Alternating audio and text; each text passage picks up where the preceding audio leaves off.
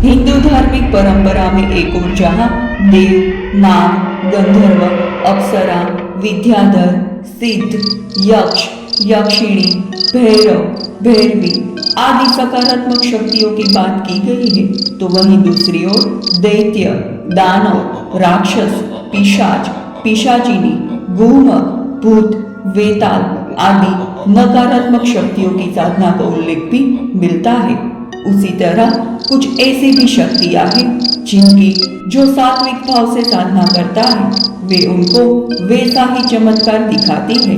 उन्हीं में से एक है वीर साधना। आज के इस वीडियो में हम 52 वीर से संबंधित कुछ संक्षिप्त जानकारी देने जा रहे हैं। सभी वीरों की शक्तियां एक दूसरे से भिन्न हैं। ये अलग अलग शक्तियों से संपन्न होते हैं। गुप्त नवरात्रि में और कुछ विशेष दिनों में वीर साधना की जाती है। वीर साधना को तांत्रिक साधना के अंतर्गत माना गया है। ये साधना उच्च उग्र कोटि की साधनाओं की श्रेणी में आती है। इसीलिए इस साधना को साधारण व्यक्ति भूलकर भी न करे, क्योंकि इस साधना के दौरान अनेक प्रकार की अनिष्टकारी ऊर्जा साधक के ऊपर आक्रमण करती है, जिससे साधक पागल या फिर उनकी मृत्यु भी हो सकती है। इस साधना को गुरु की छत्र छाया में रहकर करना ही उचित होगा। 52 वीरों की साधना तांत्रिक क्षेत्र में काफी प्रचलन में है।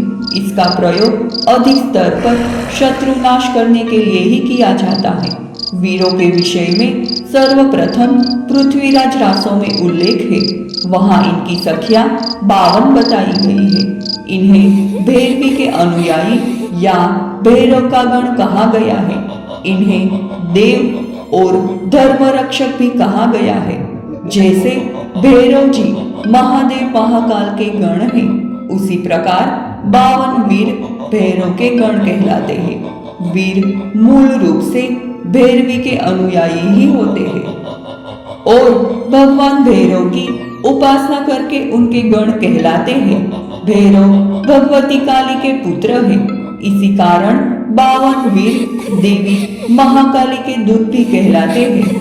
उत्तर प्रदेश, बिहार, मध्य प्रदेश, राजस्थान, पंजाब आदि प्रांतों में कई वीरों की मंदिरों में अन्य देवी देवताओं के साथ प्रतिमाएं भी स्थापित है। राजस्थान में जाहर वीर, नाहर वीर, वीर तेजाजी महाराज आदि के नाम प्रसिद्ध है। जब भी कोई शत्रु के सर्वनाश के लिए महाकाली का कोई अनुष्ठान करता है तो सर्वप्रथम शत्रु पर वीर चलाकर एक बार चेतावनी देने का विधान है। इस चेतावनी के बाद ही माता काली की शक्ति शत्रु पे कार्य करती है। वीर साधना का विधान बहुत ही गुप्त है। मित्रों, कुछ लोग इस साधना के द्वारा वीर कंगन एवं वीर मुद्रिका का निर्माण कर वीरों को कंगन या मुद्रिका में स्थान दे देते हैं, किंतु इस कंगन को संभालना सबके बस की बात नहीं होती है। इन साधनाओं को करने के बाद इन साधनाओं से लाभ कम और समाज की हानि ज्यादा होती है, क्योंकि यहाँ सहायता के लिए साधना कौन करता है? सभी का कोई ना कोई स्वार्थ ही होता है। ये साधना उनके लिए आसान है जो माता चामुंडा देवी के उपासक है। यह पूर्ण रूप से तांत्रिक शाक्त मत की साधना है। तांत्रिकों को इसमें सफलता प्राप्त होती है। इस साधना को करने के पूर्व साधक को गुरु के शरण में रहकर किसी शक्तिशाली शरीर रक्षा मंत्र से अपने शरीर के चारों तरफ एक सुरक्षा कवच का निर्माण कर लेना चाहिए, अन्यथा साधक को बहुत भारी मात्रा में क्षति पहुंच सकती है।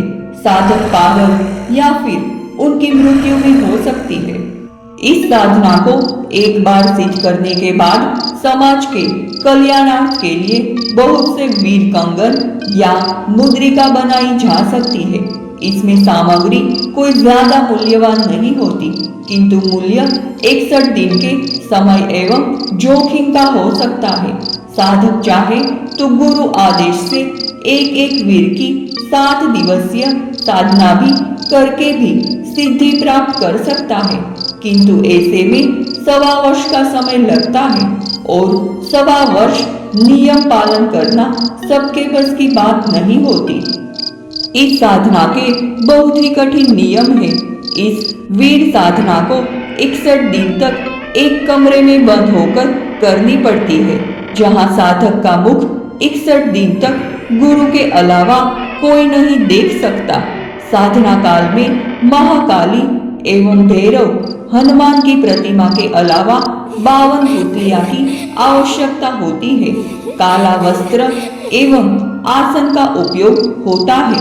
इस साधना काल में 61 दिन दांतों को साफ करना, बाल काटना, बालों में तेल लगाना, नहाना, खाना खाने के बाद मुख शोधन करना, कपड़े बदलना या धोना, नाखून बाल काटना, नाक कान साफ करना, जूठे बर्तनों को धोना, जिन बर्तनों में भोजन सामग्री बनाई जाती है उस बर्तन को धोना इत्यादि सब मना होता है।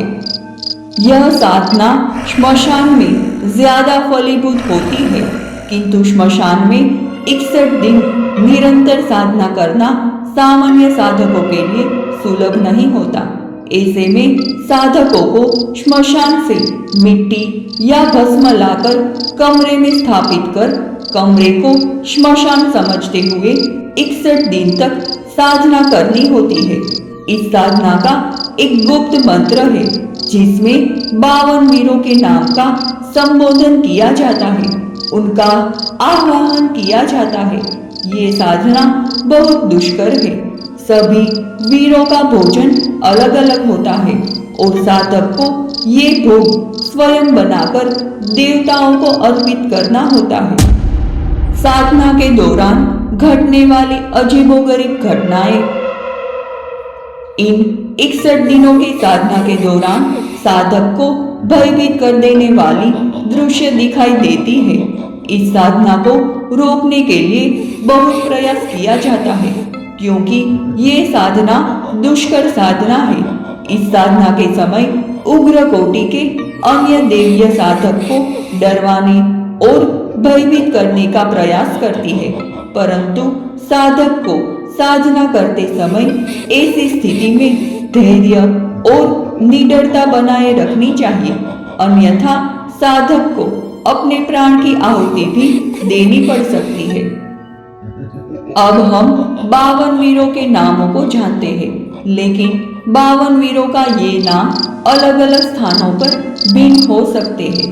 पहला क्षेत्रपाल वीर, दूसरा कपिल वीर, तीसरा बटुक वीर, चौथा नृसिंह वीर, गोपाल वीर, भैरव वीर, गरुड़ वीर, महाकाल वीर, काल वीर, स्वर्ण वीर, रक्त स्वर्ण वीर, देवसेन वीर, घंटापथ वीर, रुद्र वीर, तेरासन वीर, वरुण वीर, कंधर्व वीर, हंस वीर, लोनकड़िया वीर, वही वीर, प्रियमित्र वीर, कारू वीर, अदृश्य वीर, वल्लभ वीर, वज्र वीर, महाकाली वीर, महालाभ वीर, तुंगभद्र वीर, विद्याधर वीर, घंटाकर्ण वीर, बैद्यनाथ वीर, विभीषण वीर, फाहेतक वीर, पितृवीर, खड़ग वीर, नागस्थ वीर, प्रद्युम्न वीर, श्मशान वीर,